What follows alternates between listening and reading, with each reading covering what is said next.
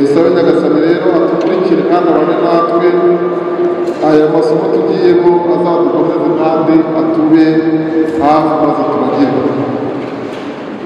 Nyagasani Yesu n'abane namwe.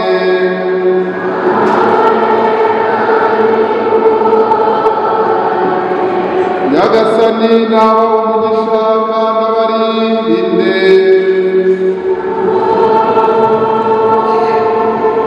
N'abasakaza umucyo umuturukaho kandi abagirira imbabazi.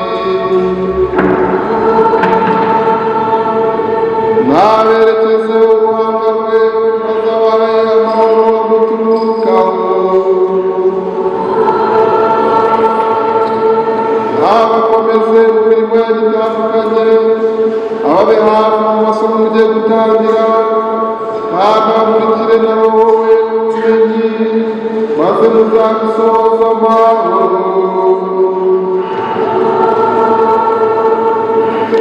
Ushobora byose nawe umugisha, Imana Data na Mwana na Roho Mutagatifu.